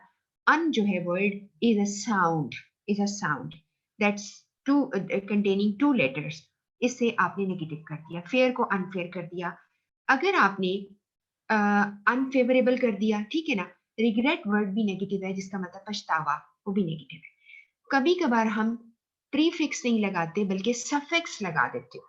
जैसे वर्ड फेवर था, उसे आपने फेवरेबल बना दिया, तो ये सफिक्स लगाया आपने। फेवर वर्ड था, उसको फेवरेबल बनाया जब आपने सफिक्स लगाकर आपने वर्ड को चेंज कर दिया। फेवर जो था वर्ड एक नाउन था, फेवरेबल एडजेक्टिव हो गया उसका। इसी तरह बाजुकात वर्ड है मर्सी, आप मर्सीफुल कह दें तो फुल लफ्ज क्या लगा बाद में, तो इसे आप कहते हो सफिक्स, SUFFIX। और अगर आप मर्सी लेस लगा दो, LESS, तो वो भी सफिक्स है लेकिन लफ्ज नेगेटिव बन गया। मर्सीफुल पॉजिटिव लफ्ज बना, मर्सी लेस जो है नेगेटिव बना। तो ये आपको मैं बता रही थी कि साउंड लगाने से ये इंग्लिश लैंग्वेज का एक कन्वेंशन है, रवायत है कि एक एक्स्ट्रा साउंड लगाने से आप लफ्जों को बदलते हो। अक्सर हम लफ्जों को नेगेटिव पॉजिटिव बना देते हैं, अक्सर, लेकिन जरूरी नहीं। हम लफ्जों को लंबा भी बना लेते हैं, ठीक है। जैसे आपने कहा जी आ, कोई वर्ड है, जैसे भी आपने फेवर से फेवरेबल बना लिया, ठीक है। और कोई भी आप लफ्ज लगाते हो, प्लेजर, प्लेजरेबल, ये इस तरह करके, ट्रबल, ट्रबल सम, इस तरह के लफ्ज लगा देते हैं जी। ये आपका हर्टा मर्फी से है, when you travel on company expense, इसका मतलब है कि आपने लोगों को कंसिडरेशन नहीं दी, आप कंसिडरेट नहीं हो, लोगों का ख्याल नहीं करते, आपने उनका दिल तोड़ दिया। और फिर आपने यू एटीट्यूड का इस्तेमाल किया। आपको पता है ना, यू एटीट्यूड मैंने आपको सिखाया था। यू आपका इस्तेमाल किया आपने, किसी के ऊपर फोकस करना होता है ये, वहां पर आपने नेगेटिव लफ्जों में इस्तेमाल कर लिया यू। वन। नंबर टू, आप कंसिडरेट नहीं हो, आपको किसी का ख्याल नहीं है। आपने उनको कहा कि कंपनी के एक्सपेंस पर जब आप ट्रेवल करोगे तो आपको रिसीव नहीं करोगे approval for the first class fair. ये एग्जैक्ट वर्ड्स हैं हर्टा मर्फी की बुक से। और उसकी जगह पे आपको ये कहना चाहिए था कि कंपनी डज नॉट अप्रूव, या ये भी ना कह दो, बल्कि डज नॉट भी ना कहो, आप कहीं company approves first class fair only, sorry, economy class fair, company approves economy class fair, बस ये कह दो, इतना ही काफी है। उसे खुद ही समझ आ जाएगी कि आप जब कंपनी अप्रूव ही नहीं करी, तो चाहे एक छोटा सा वर्कर जहाज में जाए या कोई बड़ा ऑफिसर जाए, तो कंपनी के ट्रेवल पे जब आप सफर करोगे तो आप नहीं कर सकते। ठीक हो गया, ये बात समझ में आ गई? तो आपने ये कंसिडरेशन को लैग किया, आगे बाकी सारे जो है वो गलत है। अगला है पॉइंट, इस पे क्या था? इसमें जी आपको लगा इफ यू फेल, आपने पहली लाइन पढ़ी, आपने कहा ये भी कंसिडरेशन का मसला है, लेकिन असल में कंसिडरेशन का तो है ही। लेकिन आपने अगर जरा ध्यान से पढ़े तो आप डिसकर्टियसनेस शो कर रहे हो, बहुत डिसकर्टियस हो। जब आप किसी का ऑर्डर लेते हो, आप चाहे उसके लिए कुछ फीलिंग रखो ना रखो, हम फीलिंग नहीं रखते लोगों के लिए जब हम कोई ऑर्डर वगैरह ले रहे होते हैं, हम सिर्फ कर्टसी का ख्याल रखते हैं। तो उसमें लिखा हुआ है कि आपने स्पेस ली थी, अब इसमें कंसिडरेशन अगर हम रखते हैं तो क्या हम उसको स्पेस दे देंगे? क्या हम उन्हें कहेंगे कि कोई बात नहीं, हम आपका वेट करेंगे? ऐसा तो नहीं है ना, हमने उसको कैंसिल ही कर देना है। ठीक हो गया ना? तो उसने कहा है कि आप अगर fail to return the completed advertisement contract from along with this cheque, कि आप चेक के साथ आप नहीं देंगे तो हम आपका मैगजीन में जगह निकाल देंगे। तो you should be very courteous over here. इसमें कंसिडरेशन की बात ही नहीं है। आप कर्टियसली आप अपने कस्टमर को डील करें, अपने क्लाइंट को डील करें। आप अपनी मैगजीन में उनको जगह दे रहे हैं, अकाउंटेंट्स प्रोफाइल आपका मैगजीन है। और आपने एक बात नोट की जो मैंने भी आपको शुरू में बोली थी, कि आपने अकाउंटेंट्स प्रोफाइल लिखा हुआ है, ये उस मैगजीन का नाम है। यहाँ पर प्लूरल किया हुआ है अकाउंटेंट्स को पहले से ही। तो जब आप एपोस्ट्रोफी लगा रहे हो तो उसकी पोजेशन शो हो रही है ना, अकाउंटेंट का प्रोफाइल, तो वो पोजेशन के लिए दोबारा एस नहीं लगाओगे, ठीक है? क्योंकि आप पहले लगा चुके। ये बात क्लियर हो गई? कटसी आ गई इसमें, यानी आपको अपने क्लाइंट के साथ बहुत ही कटियस बिहेवियर रखना चाहिए। यहाँ पर है, ये आसान था, बहुत आसान था, कि आपने कहना था क्रेडिबिलिटी। क्रेडिबिलिटी यानी यहाँ पे सेवन सीज में ये है ही नहीं, यानी one of the seven Cs की हेडिंग्स में नहीं है, जिसमें कंसाइजनेस भी है, कंप्लीटनेस भी है, ठीक है, जो इसमें मिसिंग भी है, लेकिन ये नहीं है। तो ये क्लियर हो गया, जिनको सेवन सीज के नाम आते हैं वो आराम से देख लेंगे। यहाँ पे लिखा है message that answers all questions, ये कंप्लीटनेस का एक पार्ट है। और तब मैंने आपको कहा था कि आपने कोई भी क्वेश्चन जो अभी उसने नहीं भी पूछा हो, ऐसे क्वेश्चन को हम एंटिसिपेट कर लेते हैं कि उसके दिमाग में आ सकता है या बाद में आ जाएगा, तो आप तमाम क्वेश्चन के आंसर्स करते हो। ठीक है जी? अगला है 13। अच्छा, अब आप बहुत खामोशी से, सब लोग कोई क्वेश्चन ही पूछ रहे, तो मैं दो मतलब ले सकती हूँ, या तो आपके सवालों के जवाब ठीक हैं, या आपको क्लियर हो रही हैं बातें। थर्ड ये भी हो सकता है कि आप सो गए हो, है ना? ये भी तो हो सकता है ना। और व्हिच इज़ लाइक बड़ा ज़रा थोड़ा-सा परेशानी वाली बात होगी। और चौथा ये भी हो सकता है कि आपने पहले क्वेश्चन किए हों।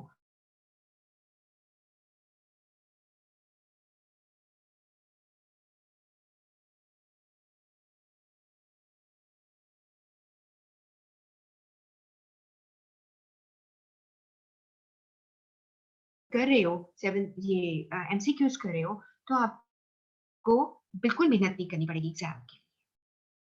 इसके आगे है message which avoids unnecessary repetition, conciseness का ये एक रूल है अननेसेसरी रेपिटेशन, अभी मैंने पीछे आपको बताया कि बात रिडंडेंसी नहीं होनी चाहिए, मैसेज कंसाइज होना चाहिए, टू द पॉइंट होना चाहिए। इसके बाद है message focus on you instead of I and we, वो कंसिडरेशन में आता है क्योंकि उसमें यू एटीट्यूड आ जाता है।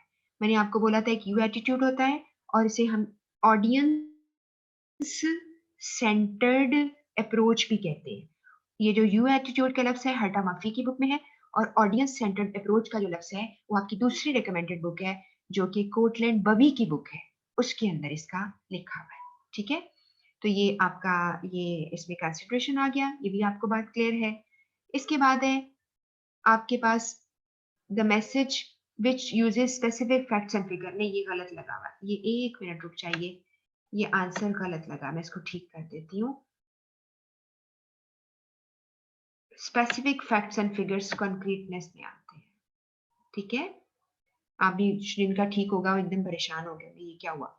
फैक्ट्स एंड फिगर्स कॉन्क्रीटनेस में आते हैं, स्पेसिफिक फैक्ट्स एंड फिगर्स का इस्तेमाल करना है आपने। जी, आप में से किसी ने सवाल किया है? Let me check. उजाला कह रही है कि इसका जवाब, आप 15 का आंसर कह रहे हो कि इसका जवाब जो है क्लैरिटी क्यों नहीं होगा? नहीं, ये जो मैं बोल रही हूँ ना स्पेसिफिक फैक्ट्स एंड फिगर्स, ये कॉन्क्रीटनेस की डेफिनेशन में आता है। हर्टा मर्फी की बुक से मैंने आपको एक लिस्ट दी थी, इसे रोड मैप कहा था मैंने आपसे कि ये रोड मैप याद कर लीजिए, इसमें से पेपर में से आएगा। याद है आपको? आपके नोट्स सेट 4 में ये पढ़ा हुआ है, फिर से खोल के देखिए। उसके अंदर स्पेसिफिक फैक्ट्स एंड फिगर कॉन्क्रीटनेस के साथ आते हैं। कॉन्क्रीट का मतलब है लफ्जों अपने मैसेज को सॉलिड बनाना। आपका मैसेज तब सॉलिड होगा जब उसके अंदर एग्जैक्ट फैक्ट्स एंड फिगर्स आएंगे और सुनने वाले को भी कोई गलती नहीं होगी और कॉन्फिडेंस होगा कि जो काम मैं कर रहा हूँ, मुझे जो कहा गया है उतने ही मैं चीजों को आपके लिए तैयार कर रहा हूँ। ठीक है, इसमें क्लैरिटी नहीं आती, आप ध्यान से उसके रूल्स दोबारा पढ़िए ताकि आप गलती ना करें। क्वेश्चन नंबर 16 है a message that contains precise concrete familiar words. अब आप यहां से कंफ्यूज शायद हुए होंगे, ये उसके अंदर प्रिसाइज कंक्रीट एंड फेमिलियर जब वर्ड्स आ गया ना, फेमिलियर यहाँ याद रखना, वो क्लैरिटी के लिए आएगा। कॉन्क्रीटनेस के अंदर फैक्ट्स एंड फिगर्स आएगा, पिछली वाली लाइन में आ गया है। यहाँ पर जब आपसे कहेगा, ये भी आपकी बुक हर्टा मफी के अंदर लिखा हुआ है, क्लैरिटी के लिए तुम precise, to the point, concrete, solid and familiar words का इस्तेमाल करो। यहाँ फैक्ट्स एंड फिगर्स की बात नहीं आ रही, यहाँ पर ऐसे वर्ड्स हो जो सॉलिड वर्ड्स हो, जिसका मतलब वो हो जो तुम्हें समझ आए। ठीक है, तो मैं भी अगला एक सवाल आएगा उसमें भी मैं इस चीज को क्लियर करूंगी। तो इसमें क्लैरिटी का ये डेफिनेशन है और यहाँ एक्सप्लेनेशन में है, और ये मैंने आपको नोट्स में दिया हुआ है।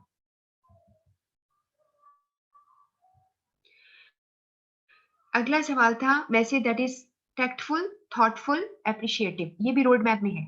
हर्टा मफी की बुक के रोड मैप जो मैंने आपको टेस्ट में सेट में शेयर किया हुआ है, उसमें कर्टसी के बारे में है। आप टैक्टफुल हो यानी स्मार्टली चीजों को मैनेज करना सीखो, टैक्टफुली हैंडल करो। ठीक है, थॉटफुल होता है थोड़ा दिमाग आपका काम कर रहा हो, आप लोगों को थोड़ा महसूस कर सकते हो।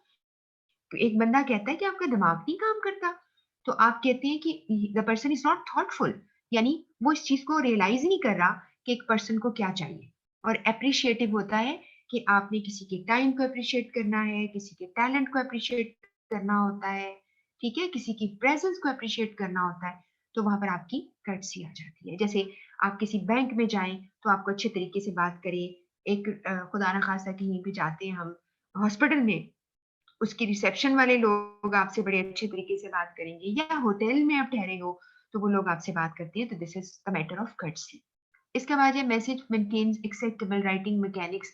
ये आ, ये मालूम नहीं क्या हो गया, एक मिनट इसको करेक्ट कर लो बच्चों। लोगो जो भी आप सुन रहे हैं मुझे, बड़े छोटे, ये करेक्टनेस है जी, ये करेक्टनेस का आंसर है, ये गलती से मैंने ही शायद लगा दिया होगा, ज़ाहिर है मैंने सारे सेट किए थे। A message maintaining acceptable writing mechanics, ये करेक्टनेस का पॉइंट है। अब आप कहेंगे ये राइटिंग मैकेनिक्स क्या होती है? इसका मतलब है जब आपका मैसेज जा रहा हो वो हर लिहाज से करेक्ट हो। राइटिंग मैकेनिक्स में आपका लफ्जों का लफ्ज लिख रहे हो तो फॉन्ट साइज ठीक रखो, सारे लफ्ज कैपिटल ना करो, पंक्चुएशन ठीक लगाओ, इसे राइटिंग मैकेनिक्स कहते हैं। ठीक है, कलर इस्तेमाल कर रहे हो तो सही इस्तेमाल करो, इसे राइटिंग मैकेनिक्स कहते हैं। ये करेक्टनेस की मिसाल है, ये करेक्टनेस के रोड मैप में आता है। उससे आगे है message maintaining accuracy of facts and figures. ये मैंने आपसे कहा था कि कोई मुझे बताए। हाँ जी, अब आपने फैक्ट्स एंड फिगर जहां लफ्ज सुना, आपने कहा जी इसको भी, इसको कॉन्क्रीटनेस में ले लीजिए। बिल्कुल आपने सही कहा था, ये वही बात हो गई। ये आई डोंट नो कि ऐसा क्यों है, मैं फिर ठीक कर रही हूँ। आपका जवाब बिल्कुल ठीक था, इसका आंसर है करेक्टनेस।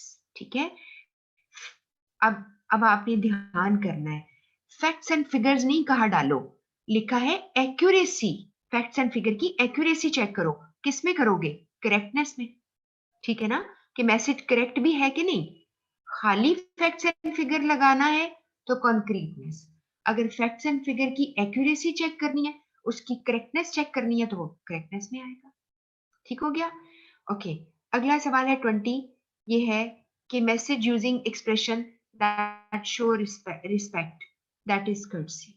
आपने दैट एक्सप्रेशन सिर्फ शो करनी है जिसमें रिस्पेक्टफुली आप लोगों से, जैसे अभी आपने मैगजीन वाली बात की थी, आप रिस्पेक्टफुली किसी से बात करेंगे, दिस इज शोइंग कर्टसी। ठीक है, और ये फिर वही बात है कि आपके रोड मैप में ये लिखा हुआ है, आपने वहीं से इसको रिवाइज करना है। और ये भी आपको इंशाल्लाह, ये वाले सवाल भी अभी आपको क्लाउड पे डाल देती हूँ, आपका सेट ये वाला। और इसके बाद ये सेट 5 है, टेस्ट 5 है, टेस्ट 4 विद आंसर, वो भी मैं अभी आपको क्लाउड पे रख देती हूँ। और कल जो हमने पढ़ा था वो आपने चेक कर लिया होगा, वो क्लाउड पे रख दिया था मैंने, आपके लिंक क्लिक करो तो आपको नई चीज मिल जाती है। इसके बाद है जी 21 पे हम आए, business message bearing effective sentences. Bearing से मुराद है उठाना, ठीक है, या मौजूद होना उसका, या किसी चीज का किसी चीज के अंदर होना। जैसे मिसाल के तौर पर मैं बेरिंग के लफ्ज को समझाती हूँ। आपने कहा द ट्री बेरिंग फ्रूट, जो दरख्त है उसके ऊपर फल लगे हुए, तो आप उसकी अंग्रेजी में कह सकते हो the trees are bearing fruits, कि सारे दरख्तों पे फूल लगे हुए, फल लगे हुए। और आपको पता है, जब आपको पता है, सब जो लोग ऐसे मुझे सुन रहे हैं जो जरा ठंडे इलाकों के लोग हैं, उनको पता है कि कुछ ऐसे बहुत ही खूबसूरत लगते हैं सर्दियों में, जो जैसे सेब का है, खुबानी का दरख्त है, ठीक है, तो इनके ऊपर आपको वो बेयर करते हैं, जो ट्रीज बेयर करते हैं उसे कहते हैं ब्लॉसम।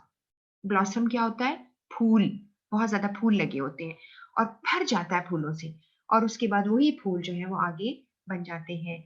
जो कि हमारे ट्रॉपिकल, जो हमारा जो इधर वाला एरिया है, लाहौर हो गया, मुल्तान हो गया, हम बाकी फ्रूट्स के जरूर देखते हैं। अमरूद लगता है हमारे यहाँ, आम लगता है, आम तो बहुत मुल्तान का वैसे ही मशहूर है फल।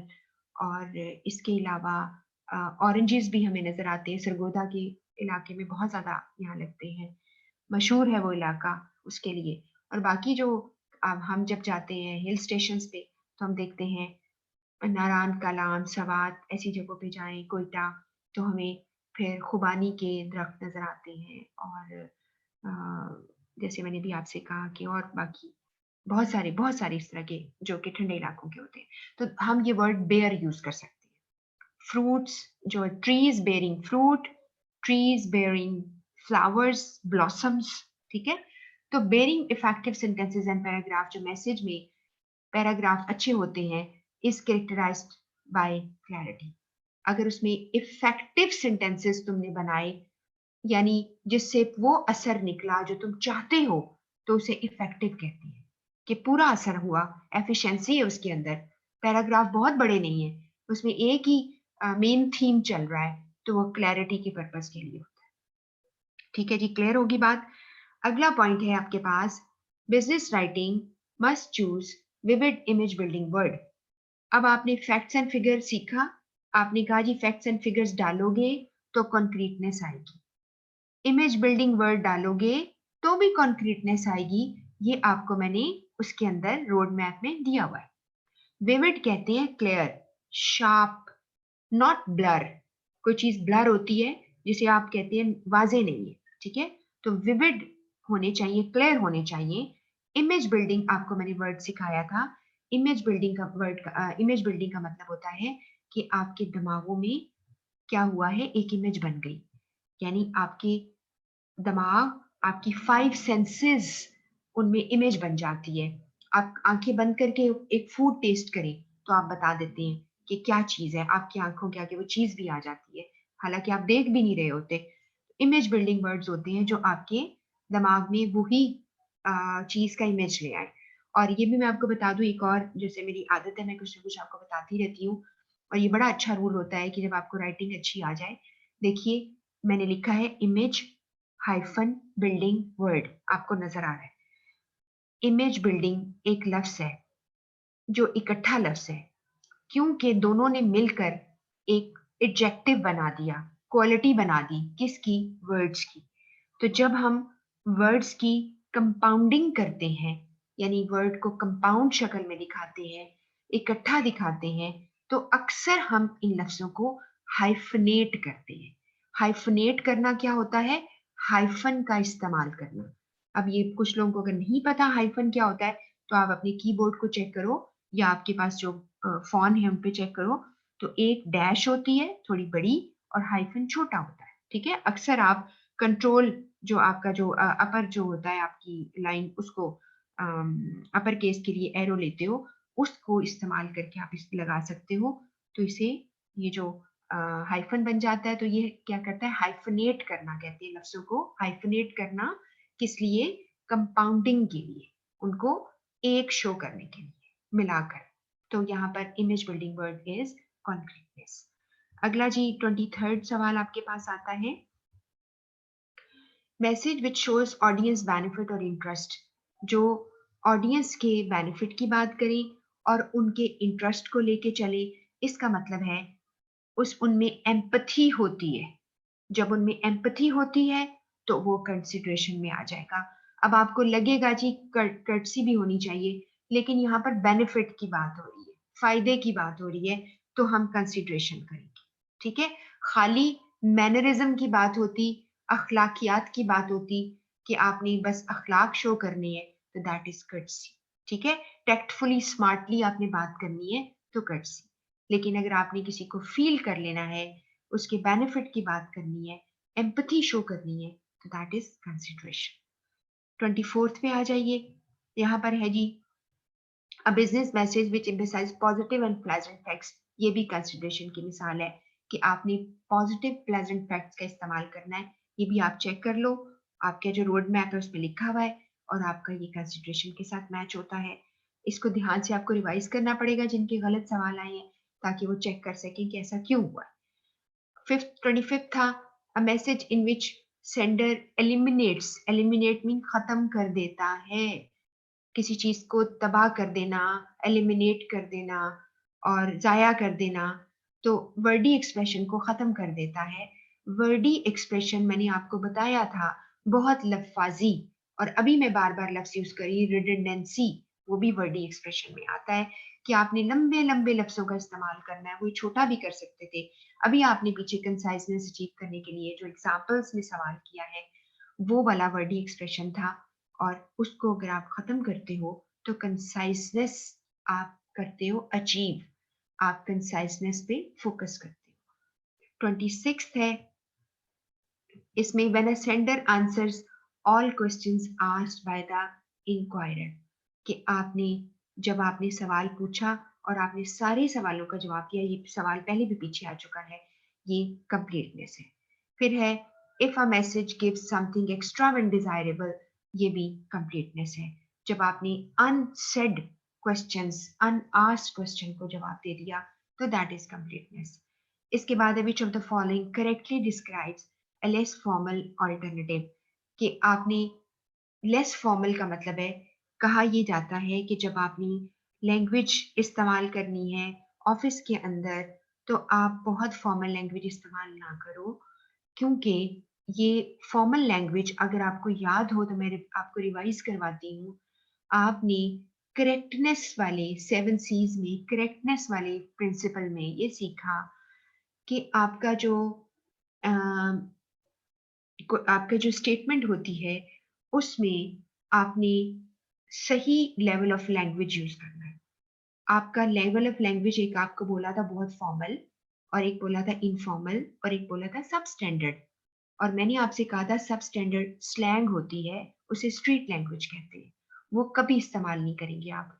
लेकिन जो बड़ी फॉर्मल लैंग्वेज होती है वो आमतौर पे गवर्नमेंट के जो ऑर्डर्स हैं या कोई लॉ या लेजिस्लेशन की जो बातें होती हैं कोर्ट में बोली जाती है, या गवर्नमेंट कॉन्ट्रैक्ट्स होते हैं, या आपका कोई बहुत ही जैसे प्रोस्पेक्टसेस लिखी जाती हैं बड़ी ही फॉर्मल लैंग्वेज के साथ, या ऑर्डर आते हैं, जैसे गवर्नमेंट के कोई ऑर्डर्स आते हैं और आप देखते हो कि एक नोटिस जारी किया पंजाब गवर्नमेंट ने, सिंध गवर्नमेंट ने, ये जो भी गवर्नमेंट है आपकी केपी के वगैरह, तो आप उसका जो ऑर्डर होता है वो बहुत फॉर्मल लैंग्वेज होती है। तो आप जब आम बातें करेंगे तो it is bit informal and we call it conversational. तो अब आपने यहाँ पर है कि आपने लेस फॉर्मल इस्तेमाल करो। जैसे ट्राई की जगह अगर आपने एंडेवर इस्तेमाल किया, अब कोई बंदा पूछे एंडेवर क्या होता है, तो आप कहते हो Endeavour mean effort, try, attempt एक ही बात है, एंडेवर। दूसरा है फाइंड आउट की जगह असर्टन का इस्तेमाल करना। लफ्ज असर्टन वैसे मतलब होता है किसी चीज को ज्यादा यकीन दिलाना, ठीक है, और किसी चीज को मालूम कर लेना। उसकी जगह वो कहता है तुमने ये यूज कर लिया तो तुमने क्या किया है, तुमने जो करेक्टनेस है उसको तुमने क्या किया, इनफॉर्मल बना दिया है, करेक्टनेस को कॉम्प्रोमाइज कर लिया है। इंस्टेड ऑफ इंटेरोगेट की जगह आपने क्वेश्चन, अब जो बाद वाला लफ्ज आपका आना चाहिए ना, वो हल्के वाला आना चाहिए, जिससे आपने लेस फॉर्मल ऑल्टरनेटिव अचीव कर रहे हो। फॉर्मल ऑल्टरनेटिव, ऑल्टरनेटिव मीन नेमुल बदल। आपने बहुत ही फॉर्मल, जो ऊपर वाले थे वो फॉर्मल थे दो, तीसरे वाला लेस फॉर्मल है। This is correct answer. Interrogate की जगह क्वेश्चन कर लो, और इंस्टेड ऑफ थिंक की जगह डीम करना। देखो डीम का लफ्ज कब आता है, जैसे मैं आपसे कहूं कि अगर मैं समझूं कि ये बहुत जरूरी है तो मैं ऐसा कर लूंगी। If I consider it, if it is, जैसे कहते हैं ना कंसिडर करना, I consider, I think, I deem, it is deemed necessary. Deemed mean think करना, कंसिडर करना, बहुत ज्यादा कॉम्प्लिकेटेड लफ्ज है। ये ज्यादातर वही है कि गवर्नमेंट कॉन्ट्रैक्ट्स में लिखा होता है, if it is deemed necessary the public would be impose restriction on, like जैसे आजकल हो रहा है कि हैविंग गैदरिंग, पब्लिक गैदरिंग इसके ऊपर है, तो डीम्ड नेसेसरी अगर जरूरी समझा जाए तो थिंक का लफ्ज सादा है, डीम मुश्किल है। तो ये आपको क्लियर हो गया ये भी सवाल कि लेस फॉर्मल देना था। अब यहाँ पर कुछ लफ्ज थे कि Jain had a brain wave, brain wave उसके दिमाग में ख्याल आता है। रिगार्डिंग अ परसिस्टेंट प्रॉब्लम, एक प्रॉब्लम परसिस्टेंट मीन मुसलसल चल रही है, एट वर्क काम के ऊपर, जॉब के ऊपर, while sitting in a cafeteria वो उसके बारे में सोचता है। He decided to share it with his boss. He explained the crux, crux कहते हैं निचोड़, किसी चीज का एक्सट्रैक्ट निचोड़ है, of solution in a 5-page note, वो 5-page note पे लिखता है and submitted it. And however he was told that it seemed to be too magnanimous. Magnanimous जो लफ्ज होता है ना, आपको लगा होगा बहुत बड़ा लफ्ज है, इसका मतलब है लेस पावरफुल, कि इसको लेस पावरफुल समझा गया। And no one could picture the solution, और कोई पर्सन उसके सोल्यूशन को पिक्चर ना कर सका, उसको अंडरस्टैंड ना कर सका, उसको इमेजिन ना कर सका। तो what could have gone wrong, तो इसमें लगा था Jain was unable to give proper facts and figures to support his idea. हमें नहीं पता, हो सकता है उसने दिए हो, इस पूरी बात में ये बात तो पता ही नहीं चल रही कि उसने फैक्ट्स एंड फिगर्स दिए थे कि नहीं। अगला है the boss did not want to go through the whole 5 pages. ये बात बिल्कुल गलत है कि बॉस तो कभी भी नहीं कहेगा कि अगर 5 पेजेस है मैं नहीं पढ़ता, बॉस किस चीज का है फिर। The idea was lost in the pile of too much information, ये भी हो सकता था कि हाँ हो सकता था ये बात लेकिन आगे है, there was no clarity in his communication, he had just jotted down, jot down करना, इकट्ठा कर लेना, हिज थॉट प्रोसेस, अपने थॉट प्रोसेस को उसको जॉट डाउन किया। आप सोचें कि एक बंदा कैफेटेरिया में बैठा है, साथ शोर भी होगा, एकदम उसका ब्रेन वेव आता है, दिमाग में ख्याल आता है और वो लिखना शुरू कर देता है। इसका मतलब है उसने कोई प्रायर प्लानिंग नहीं की थी और उसने आइडियाज को जॉट डाउन करना, इकट्ठा करके बस डाल दिया। सबसे बेहतरीन आंसर ये है, ठीक है। तो यहाँ पर टू मच इंफॉर्मेशन पता नहीं दी है कि नहीं पहले वाले में। और आपको ऊपर जो लफ्ज मिलता है मैग्नेनिमस का मतलब है कि लेस पावरफुल, यानी बिल्कुल पावरफुल नहीं था, बिल्कुल ही यानी स्ट्रांग नहीं था। इसलिए आपको लफ्जों का शायद मतलब ही ना आया हो, तो आपने शायद इसको मिस्टेक की हो सकता है कुछ लोगों का ठीक भी हो। डी आंसर, ठीक है। आप में से कोई मुझे शेयर कर सकता है किसका आंसर ठीक था honestly? Moving to the last question now. Yes, किसी एक का जवाब हो कि जी मेरा ठीक था। Okay, I got one answer, एक स्टूडेंट ने कहा है। और जी ओके, उजाला खान कह रही है कि मेरा ठीक था, and I think Nida Awan भी कह रही है वेरी गुड कि उनका भी ठीक था। एक्सीलेंट। लास्ट वन आ गया जी, रीड द फॉलोइंग सेंटेंस। इसमें था trend of violence in children because of the unsupervised television and social media usage is increasing rapidly. Violence बढ़ा है, यानी बच्चे बड़े ही क्या हो गया, खूनख्वार हो गए है ना, उनको उनकी फील इस तरह की हो गई है, they don't want to listen to others, एकदम वायलेंट हो जाते हैं, गुस्से में आ जाते हैं, टेम्पर लूज कर देते हैं, चीजें उछाल के फेंक देते हैं। इसका ये मतलब है। तो यहाँ पे सबसे जो डिपिक्ट वर्ड है, choose the statement which depicts, depict mean बताना, एक्सप्लेन करना, वाजे करना, ठीक है। तो डिपिक्ट करती है, इसमें सबसे बेहतरीन आंसर लास्ट है, क्योंकि इसमें आपको क्या मिला, children are getting more violent due to unsupervised television and social media usage. आपने इसको शॉर्ट करना था, अक्सर में प्रिसाइज करना था, लेकिन साथ क्लियर भी रखना था। तो अब आपने बाकियों में देखा, तो आप इसको अगर पढ़ा है ध्यान से, तो आपको the trend of violence in children is increasing rapidly because of unsupervised यानी सोशल मीडिया, यानी सबसे जो बेहतरीन आंसर था वो आपको लास्ट वाला मिलता है, ठीक है। अगर आपको कोई कंफ्यूजन है तो यू मे आस्क मी। हमारा ये सारे खत्म हो गया। जल्दी से एक दो लोग मुझे बता दें ताकि मैं आपको गाइड कर सकूं कि अगले सेट्स में क्या है जो आपने पूरा वीक पढ़ने हैं। इंशाल्लाह पूरा वीक तो नहीं बनता, लेकिन आपकी क्लास जब होती है मेरे साथ फ्राइडे को, तब तक आपका क्लियर हो चुका हो, क्योंकि जो अगला सेट है ना, एक बहुत छोटा सा है, एक जरा लंबा है और आपकी अटेंशन डिमांड कर रहा है, और मैं आपको सवाल इस तरह से दूंगी कि आप पूरी तौर पे वो सारा आपका तैयारी हो जाएगी इंशाल्लाह। तो जल्दी से कोई बता सकता है मुझे कि किसके मैक्सिमम आप क्लेम करें कि मेरे सबसे ज्यादा आंसर है, ठीक है, कोई एक क्लेम करे। अ, अभी आप कह रहे हैं कि उजाला पूछ रही है ऑप्शन सी क्यों नहीं होगा, इसी सवाल में आप कह रहे हैं। अच्छा, the trend of violence in children is increasing rapidly due to अन, देखिए यहाँ पर द ट्रेंड ऑफ वायलेंस की जगह पे अगर आपने कह दिया है children are getting more violent, तो जरा ज्यादा प्रिसाइज हो जाए, बात वही है, they are getting violent. The trend of violence की जगह पे आपने वर्डी एक्सप्रेशन खत्म किया है और आपने ज्यादा इसको कंसाइज करके और ज्यादा अच्छा क्लियर भी बता दिया है। This is my justification. अच्छा जी, और अब मुझे 24 ठीक है निदा अवान की। अच्छा जी, 24 से ज्यादा किसी के हैं अगर? नहीं, क्लोज कर दें इसके ऊपर बिडिंग। नहीं, 25, उजाला खान के 25 ठीक है। Okay, very good very good, excellent, दोनों के लिए बहुत अच्छा है, जबरदस्त है। क्योंकि ये 7 सीज बड़ा कंफ्यूजिंग होता है, ये बहुत कंफ्यूज, सबसे ज्यादा कंफ्यूजिंग टॉपिक होता है मेरी अपनी टीचिंग हिस्ट्री में, ठीक है। अब आप जल्दी से, I just get 2 minutes only, मैं आपको जल्दी से बत दिखा दूं एक चीज ताकि बाद में आप ना कहें कि क्या हुआ और हमें क्या करना था। हमारे पास है सेट, जो कि 5 एक सेट है मेरे पास। नहीं, मेरे ख़्याल है मैंने इसको स्क्रीन शेयर पे नहीं लगाया था शायद, यानी ऑन ओपन नहीं किया हुआ था। तो अब आपको मैं सिर्फ बता देती हूँ कि सेट 4 जो आप आ रहा है ना 5, वो पता है किसका है? वो है लेटर्स के ऊपर, लेटर की टाइप्स के ऊपर।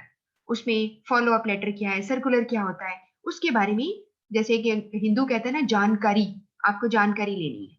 आपको सिर्फ you have to get an idea what these letters are, how to write them, उसके बारे में सारा कुछ है। 4 पेजेस का वो आपके पास सिर्फ टॉपिक है। बाकी आपके पास ये टॉपिक आता है जो कि बहुत ज़्यादा पेजेस का है। इसकी रीडिंग रिक्वायर्ड है बहुत ज़्यादा, ठीक है? वो आपने ध्यान से पढ़नी है। कॉम्पोनेंशियल डेफिनेशन है, डेवलपमेंटल डेफिनेशन है, रिलेशनल डेफिनेशन है, और आप फिर बताती चलूँ, आपको इंटरपर्सनल कम्युनिकेशन के लिए कोई भी, जैसे मैंने ये सारा इतना डिटेल में है, आईसीएमए की बुक का भी है इसमें, सीए की बुक का भी है, हर्टा मर्फी की बुक से भी है। तो आपको रीडिंग करनी है और कुछ जगह रूल्स लिखे हैं वो आपको याद रखने हैं, और specially axioms of interpersonal communication ध्यान से देखिएगा, यूनिवर्सल्स ऑफ इंटरपर्सनल ध्यान से देखिएगा। इन दोनों पे जरूर जरूर सवाल आएंगे। ठीक हो गया? ये बात समझ में आ गई? और इसी तरह ये कॉम्पोनेंशियल डेफिनेशन, डेवलपमेंट रिलेशन, वैसे ये कवर भी हो जाते हैं आगे जाके। और फिर उसके बाद इसके ऊपर कुछ और भी पॉइंट्स हैं कि जैसे इंटरपर्सनल कम्युनिकेशन के कुछ एथिक्स हैं, वो आपको बताए हैं, इक्वालिटी वगैरह ये आ गए हैं, और इसके बाद यूनिवर्सल्स आ गए हैं, एक्सियम आ गए हैं। ये आपने ज़रा ध्यान से देख लेना है। आई होप कि आपको प्रॉब्लम नहीं होती इसमें। फिर भी अगर मैं आपको कुछ सवाल कराती हूँ, फिर आप पढ़ के आते हो, अगर आपको कोई टॉपिक समझ ना आए तो मुझे बता दें, मैं उसको नोट डाउन करूंगी, और जब हम रिवीजन तो कर ही रहे हैं, वहां कहीं ना कहीं मैं आपको इसे एक्सप्लेन कर दूंगी। ठीक है जी? अब इंशाल्लाह हम फ्राइडे को मिलेंगे, सर्कुलर हम करेंगे उस वीक में, प्लस हम इन दोनों चैप्टर्स 5 टेस्ट जो आपके जो सेट हैं 5 एंड 6, उसमें से हम एमसीक्यूज करेंगे। अपना ख्याल रखिए। अल्लाह हाफिज।